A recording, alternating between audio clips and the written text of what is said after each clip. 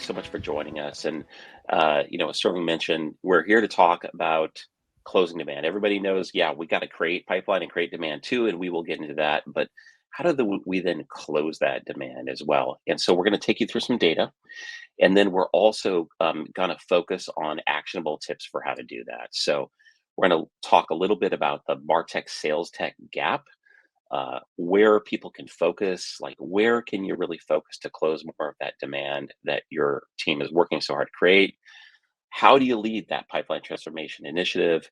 We'll actually have some actionable things that we can also send you, and then audience questions as well. Cool, so let's get into it.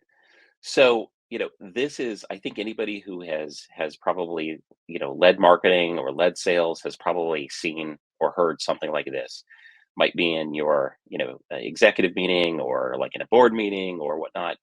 And it doesn't matter if it was about a campaign or an entire year's worth of effort. It's, well, we created all this pipeline, we haven't closed any of it yet. Now obviously we all know there's a lot of reasons for that.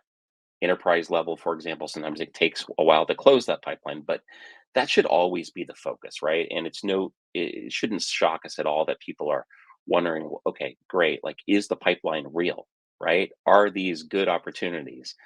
And how do we get underneath it? One thing that I wanted to hit on here is McKinsey recently came out with a really fascinating study, the multiplier effect.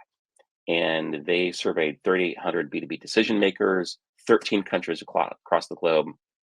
And I think, as a marketing leader, when I see a report like this, I'm actually expecting it to be mostly about marketing. Not the case.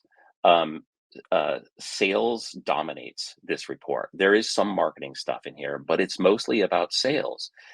And if you look on the left, like two out of the three like big trends that they saw for as they call it, like winners who are winning market share versus laggards in the space in their respective spaces, advanced sales tool usage was the number one thing. I was pretty surprised by that, even though it's what we do at revenue.io. So that was their number one. Also, hybrid teams and capabilities. No surprise there in terms of just like how do you actually make hybrid sellers effective, right? Selling remotely and also on site. The other thing that I do want to put here is highly personalized marketing. That's right in the middle. That almost feels like it's something for sales and marketing, but that's something we can talk about in a little bit. When I read the report, I was also looking at some of what we know, right, about customers and other things in the marketplace. And one thing is really, really true, and that is B2B MarTech maturity has vastly outpaced sales tech maturity. And I'm sure that is one of the big reasons why McKinsey had that, in their top sector. Just look at these two things for comparison. And Jake, I want to kick it to you in a moment to kind of weigh in on some of the things that you're hearing from customers. On the left, there's another new study by Clearbit this year. I mean, it's the contrast is really vast here. By the time marketing teams reach a headcount of five, just five people, they've got all these amazing tools at their disposal. More than 50% of marketing teams have productivity and analytics tools before they reach their first million in annual revenue, right? On the sales tech side, this is a stat from Bridge Group, only 60% of B2B companies across all sizes have five tools in their sales stack. And as we all know, there's way, way more tools available for sellers than that, right? So Jake, I'd love to kind of hear from you, like based on the conversations you're hearing, do you encounter times when you're meeting with enterprise companies or even large mid-market companies, and you see like some people in these sales teams being undertooled relative to marketing? Is there a gap there? It's a really interesting question, William, and not just undertooled, but I think one of the most interesting things that I've noticed is, especially when we get into these enterprise companies, as you're talking about, we sell a sales tool, right? I mean, but oftentimes we're getting the marketing folks as the buyers, because a lot of times the marketing team has that bigger budget because, as you're saying, they've got the resources to go buy up all these tools. and we're oftentimes getting put in front of them. And so what it says to me is marketing is still being prioritized above sales to the extent that oftentimes they're the ones who have the budget that is needed to then go purchase a sales solution for the sales team. It's kind of a weird, funny thing that's going on. Absolutely. And Jake, when we talk about closing demand, like closing pipeline, you have what's the kind of gulf between business development reps or SDRs as they're known in commonly in the tech space versus account executives, the folks that are often kind of trying to take the opportunities, work them, and then take them over the finish line. I think the last like maybe even a decade or so has really been the decade of SDRs. And so companies were springing up left and right, trying to figure out the ways to best like automate and scale those teams. And so so many tools out there are focused on SDRs. There are conferences that are literally designed for SDRs, right? And it's a really good thing. I'm glad it all happened. But what that has meant is that sort of made the AE teams a little bit take a backseat. And so we've what we've seen is that oftentimes AEs are less tooled than the SDR teams. They're expected to be as effective as they were prior, without sort of added tooling. Whereas SDR teams get added tooling. We talk more often to SDR teams when we are prospecting ourselves. A lot of times, a CRO or something that we're talking to will say, "Hey, talk to my head of sales development," because the market still is thinking very much in the terms of how do we make sure that team is successful, rather than the AEs. The other thing I feel like I've noticed too, that the vast majority of that tooling that is designed for SDRs has been designed around productivity and pretty much productivity only. Can we make them do more in less time? And it's been a big miss, I think, for us as an industry to not think about the other side of that. How do we make them be better with what they have? That completely resonates with me. The other thing, Jake, that I think is interesting is, at the mid-market and enterprise side, especially, you actually see quite a few business development team, quite a few SDRs that are actually managed by marketing. So when you talk about sometimes marketing has the budget, I think a lot of times that's why you see these business development teams have like frankly all the tooling sometimes, and then the AE teams who are in charge of closing demand maybe not have much of it. That's So right. super, super interesting there. Just kind of moving on, I want to get into something you said is focusing on tools to improve productivity alone, right? I think that you're spot on there. Is that for the most part, it's about how can we like hit the do more button, right? And certainly, absolutely. Like if you are, if you don't have something basic like dialing automation in place, right? Or so like automated data capture, things like that, you're definitely at a disadvantage compared to your peers, right? But it seems like to your point, this has been kind of the past decade has also been the decade of improving productivity. But I think what we're seeing now is that you really need to focus on effectiveness. So, especially with, what we're seeing in the market, I don't know if Jake, you're like me. Like, are you seeing actually? Are you yourself? I know you're a seller, but as somebody with a great title, are you getting a lot more inbound in terms of people trying to sell to you in terms of email volume this year? Totally. Yeah. Yeah, And and it's been increasing over the last bunch of years, right? I feel like I see more and more and more of it every year. that's right. And I think the tools, the automation, ChatGPT, like all of that, we're going to see a lot noisier inboxes. So what we have to do is make sure that I think everybody on our team, whether it's marketing, but especially sellers, are actually more effective at their jobs.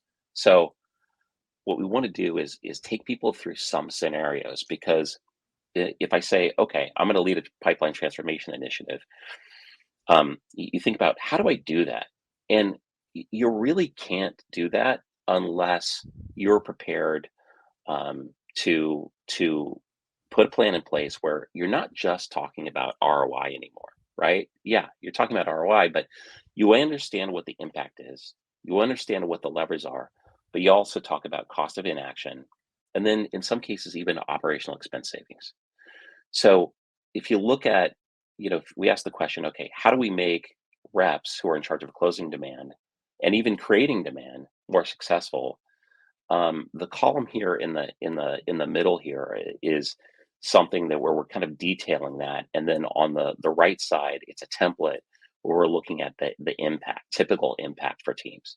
And at Revenue.io, we're fortunate to have access to a lot of data, a lot of customers who are using everything from productivity tools to solutions that make them much more effective in the moment.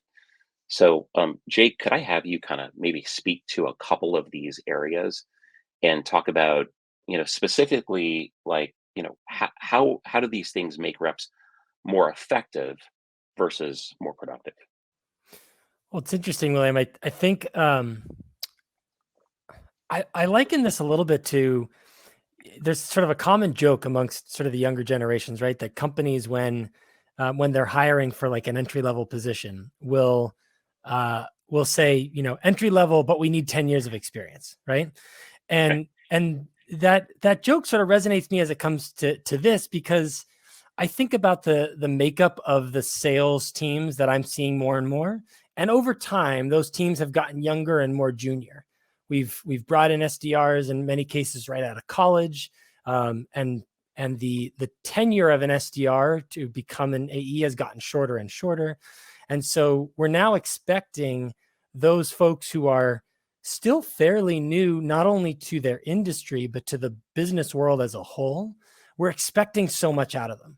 We're expecting them to know their product, to know their industry, to know other industries, to know um, how to be a good salesperson, general business acumen, all things that typically you sort of learn over time. And so what we've sort of been forced to deal with now as a business, as an industry as a whole, is how do we get that information to reps who don't have it yet because they just haven't had that experience. And that's where I see a lot of this coming into play, right?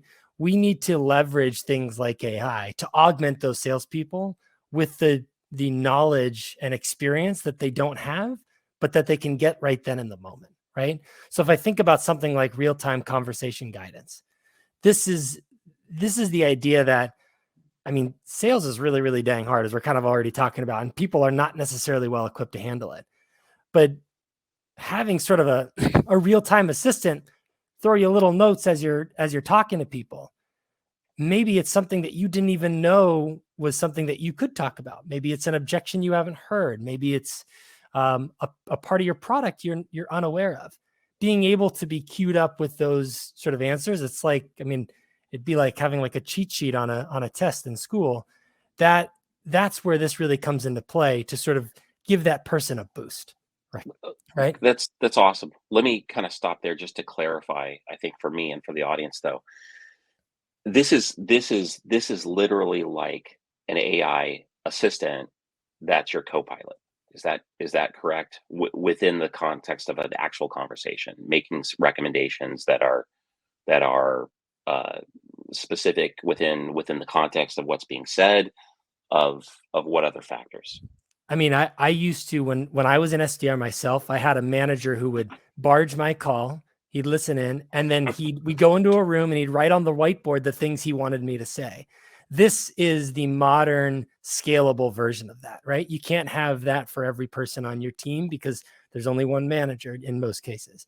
This is the way to do it, where you don't have to have that human interaction right there at that moment. You can scale it across your team and get those same insights that you'd be providing to your team when you listened in. But now that feedback is being given out across the entire team whenever they're talking to their prospects. That makes complete sense. All right, let's look at kind of another page in this template. And by the way, for everybody who's interested, we have a template like this that's super helpful. That it's actually called literally like how to lead a pipeline transformation initiative that we'll send out to people. We're giving you some kind of sneak previews here. This is cost of inaction, right? So this is showing like, let's say that you're an early stage company, right? And I don't mean early stage in terms of like, like you haven't earned your first $1 million in ARR or 5 million or something like that. I'm talking about tech maturity, right? So, Jake, fair to say that we see some like really big companies that are still have sort of fairly immature tech stacks all the at this time. point. Okay. So what this is showing here is essentially, this team is not yet automating like sales engagement from cadences, right?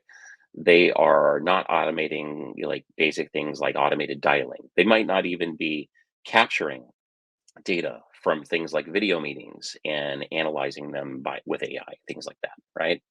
So for that, what this is showing here is like, what is the cost of an action for a team of like anywhere from 20 to 100 people on the effectiveness, because like it's that big for people out there who are marketers in the audience.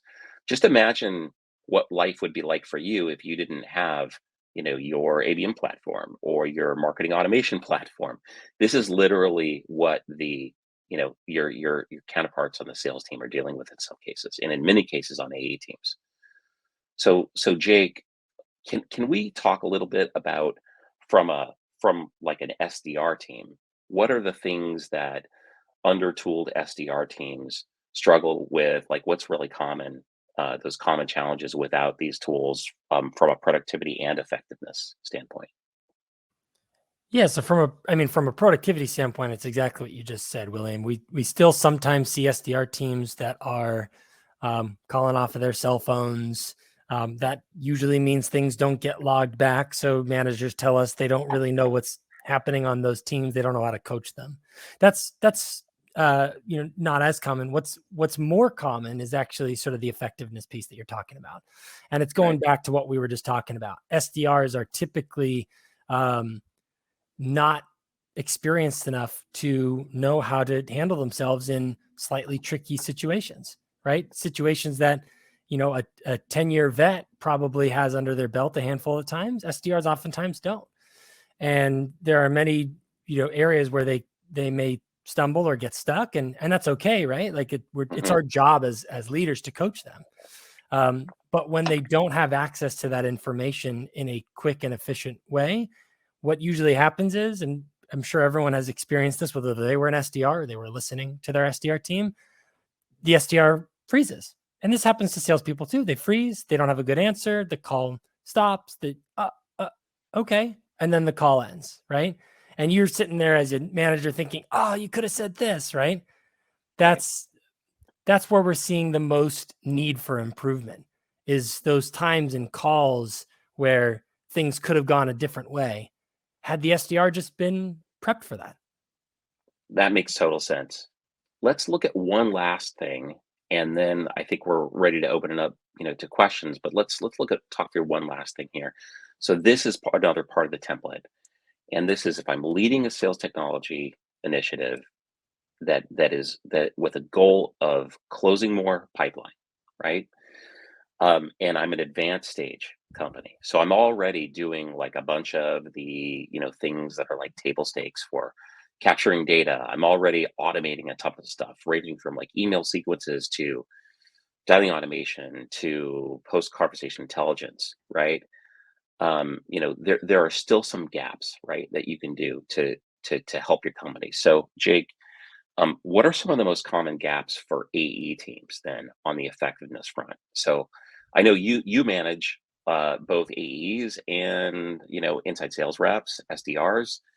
Um, you know, like what's to be gained from sort of more capabilities on the effectiveness side, and how can it help you as a manager, but then also the company to close more pipeline?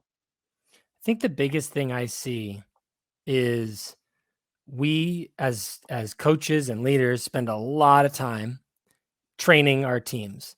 And oftentimes that training goes in one ear and out the other. And the things that we need to work with on our teams to get them to that next level, to up that close rate, to start upping the amount of dollars they get per deal, that oftentimes is hindered by our lack of ability to get coaching to stick. And so we need constant reinforcement. We need the ability to sort of cement that in people's brains. And that to me is one of the big areas that we oftentimes miss on the AE side. Another thing I'd say, and this kind of goes to the sort of the intersection of marketing and sales, I think we expect our AEs oftentimes to do things that aren't something that an AE should really be doing. And one of those key things is especially as we're talking about pipeline and whatnot, I'm 100% on board for AEs prospecting. I don't believe AEs should be the ones choosing every account in their prospecting pool. That's not their skill. Their skill and their focus to close more business should be focused on just that, closing more business, not deciding, is this the right company? Should I be working with them? Like that's Right. more of a job of myself, the sales leader, and the marketing team to sort of think about together. And I think we oftentimes put too much on our AEs in the wrong areas, as opposed to focusing on what really matters.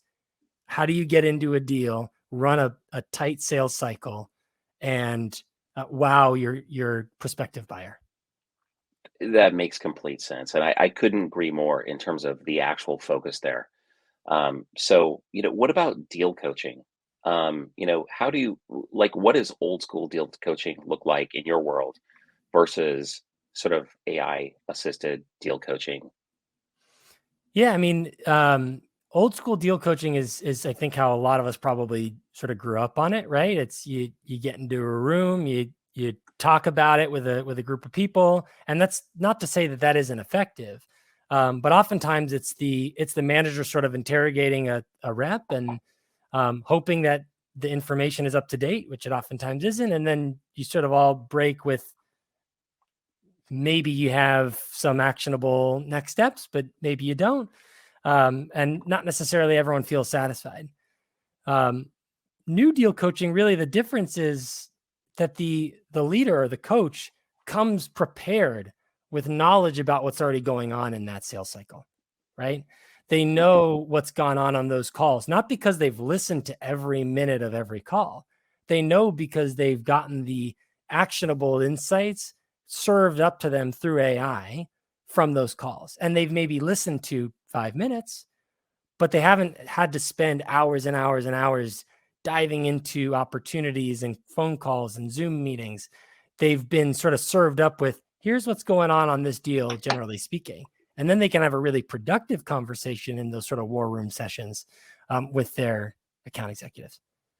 That makes complete sense. Awesome. Well, listen, just a couple notes here, and then we want to open it up for questions. I think when we're all trying to lead like a real transformation initiative, and I'm thinking, it's like, yes, like we've driven a lot of pipeline, or we need to drive more pipeline, but we want to make sure we improve our win rate significantly, right? We really close them a lot more of that demand. It's usually committee, right? It's usually like not one leader. It's usually like three or four folks, at least sometimes as many as eight people on that committee at your company trying to lead it. Make sure that I think our tips that we've seen from watching lots and lots of people do this, make sure everybody is aligned around outcome-based scenarios, right? And that's why it's really, really important to make sure that's aligned with C-suite goals and then also ROI, not just ROI, that's good, but cost of inaction and operational expense savings. Those things are the things that really move deals forward. And when you don't define those things, especially in today's environment where budgets are a lot tighter, it's easy for these initiatives to kind of die on the vine. So we'll send everybody the full um, uh, uh, template here for all the stuff we showed and much more. If you don't want to wait, you can visit revenue.io and grab it yourself from our Sales Academy. All right. So, Sterling, you have some audience questions for us? I do. Yeah, you guys have gotten some great responses, and so I wanted to go through a couple of these. Again, thank you so much for being a part of it today and coming on. I'm guessing that we all share the same goal of increasing our pipeline while reducing our costs, right? And it's, however, the most effective way to achieve it is always by adding more accounts or leads. So um, it's it's a hard thing to approach, and I really appreciate your guys' approach on it and how you guys talked about it. Thank you so much. Let's get to the questions. So here's a couple of the questions that have come through. We have about 15 minutes for questions, so we're going to go through these now. How do you think sales will be different in 1 year and then also in 5 years from now? William, Jake? I guess I'll jump in, being the resident salesperson here. I think it's going to be really hard to predict the 5-year one, right? Because I think 1 year is going to be extremely different. So here's my take on 1 year. Within 1 year, we're going to see AI explode. I think everyone probably can guess that, right? But I think what that's going to mean is a lot of the content that sales people put out, whether it's emails or whatnot, or maybe they're posting on LinkedIn or whatnot, is going to be AI written. I'll give you a quick example. I posted about this show yesterday, and I didn't write the content, and neither did our marketing team. It was an AI written piece, and I read it and I went, "Hey, this is actually really good. It's better than what I would have written for this LinkedIn post." Right. And so I think we're going to see a lot of that happen. We're already seeing it on our team, right? We're automating the research process by having AI read things like 10Ks and other posts that some of our prospects are posting out there, or listening to podcasts for us, right? So I think within 1 year, we're going to see that really take off. 5 years from now, it's a lot harder to predict, but my guess is there's a chance that we could see the job function of what we're doing here, SDRs, AEs, shift dramatically, where basically we prioritize just the sort of the in-person interaction, and sort of all the manual work that we're still sort of accustomed to, and a lot of it's been automated already, is probably taken off our plate entirely. I will still sort of see how that plays out, but I think at the way we're seeing technology explode right now, it's nearly impossible to predict 5 years from now. Yeah, I second that. I think one of the things that I would say is, within the next 18 months, even, we're going to see a lot of shifts. I mean, we've made predictions. Gartner has made predictions on the role of AI, but I think that Jake, you're absolutely right. I think that I don't think sales jobs are going away, but I think that they are definitely gonna shift because the technology is just that powerful, right? So it's about using the technology to be more effective. And again, yeah, productivity remains important, but like things like the insights that you can now use for conversation data, right, to help you understand what's actually happening in deals. We touched on deal coaching earlier. It's just amazing. So I think that the role of sales managers and sales leaders changes greatly, related to all these advances. The ability now to see actually what's happening in deals based on conversation data, measure the sentiment, actually at a glance look at the topics without even like listening to the conversation from the webinar. Really, really big. William, I'll add one thing too here, and this is sort of a word of caution for everyone out there who are sales leaders. Not only does AI get used for sales teams, which is going to be a benefit to them, but your buyers will also have AI, which means they can use AI to understand better about who you are, read reviews quicker, right? And so things like that are going to enable buyers to be smarter. And as we've seen over the past few years, as buyers get smarter, they oftentimes try to edge the sales rep out a little bit more, right? They start it within their own sales process by talking to a sales rep further along. They're more informed. They will continue to be more informed, which means salespeople will have to be even more on their A game. Totally great. So I actually have a question that came up through LinkedIn from Katie. And she was wanting to know, if your sales team only has Salesforce with very little automation, what tools would you invest to help close more deals? So if I basically had sort of a blank slate, I think is what the question is. I got Salesforce because I have to have it. Where do I go first? as we're sort of talking about, a lot of this stuff is going to be sort of freely automated. And I say freely meaning like the tools are going to be free or near free for most folks. I don't think I'd focus on the automation piece. I think I'd focus on the effectiveness piece. I think I'd look for tools that make my team better. So call coaching, real-time coaching, anything that could allow me to understand my deals better. So maybe forecasting guidance and team coaching interaction. That's where I'd put more of my focus. The productivity side, that's going to become, I would think, dirt cheap over the next few years as AI sort of takes over. I mean, OpenAI right now with ChatGPT is free for most users, right? That kind of thing is getting democratized in a way that I think we'll see more of as time goes on. And I totally agree with that. I totally agree with that. One thing that I should add though is, we did a webinar recently where, we asked people like, and it was like all sellers, right, and sales leaders on the webinar. We asked them, hey, what's your AI plan, or do you have one? And there were various options. What we found is 47% of those people, so almost half, which was the highest response, said, all of our sellers are using their own AI tools. Now that is like not a place where you want to be. I would say like that's like great for like a month or two as you're kind of like, kicking the tires.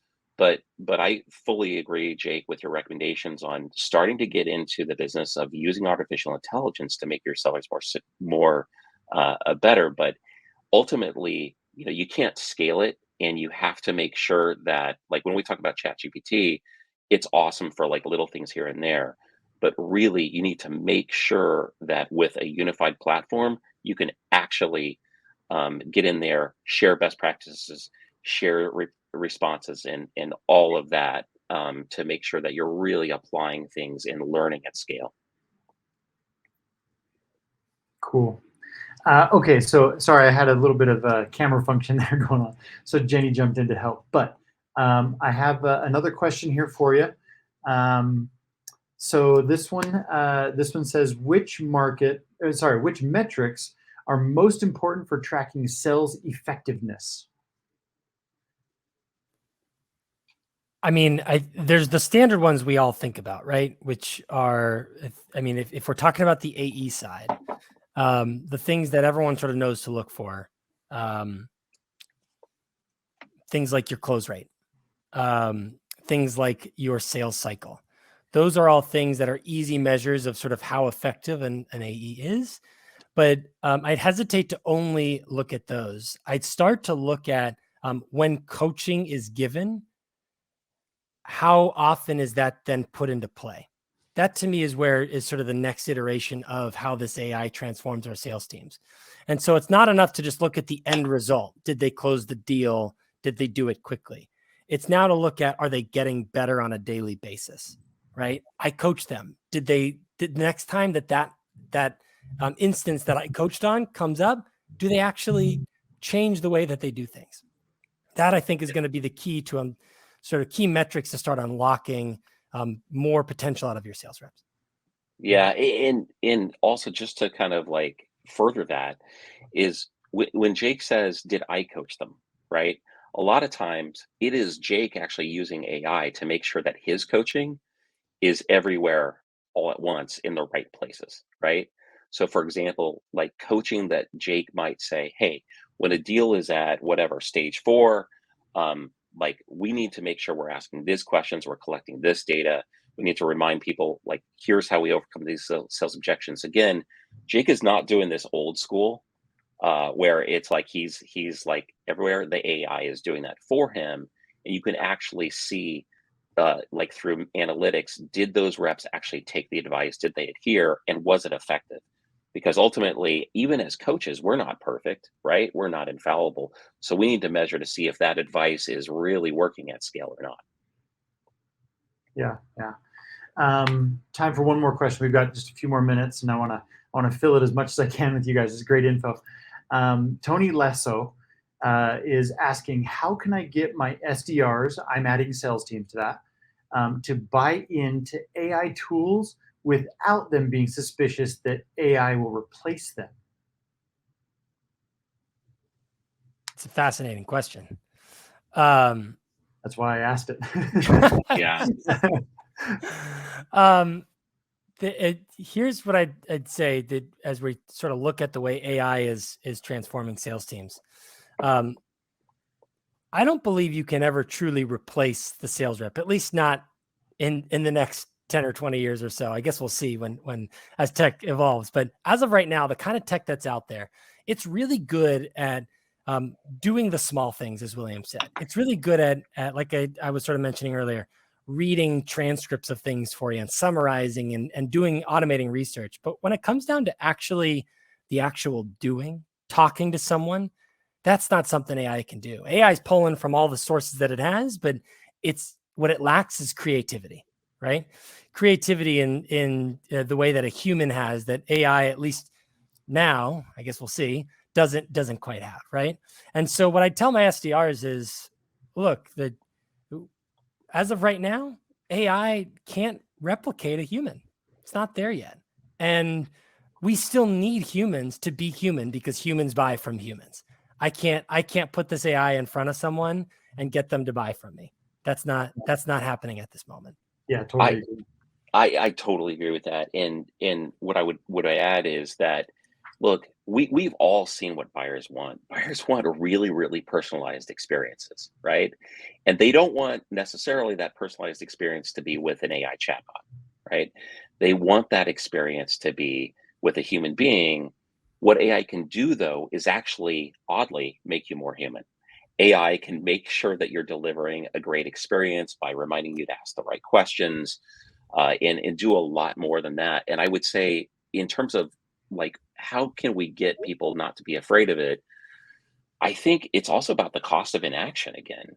Like, if you are a seller and you don't have some of these tools that your peers have, like for example, as a marketer, I don't want to live in do I really want to go back to a world where I'm not using like a really effective ABM platform or a really effective intent data or marketing automation?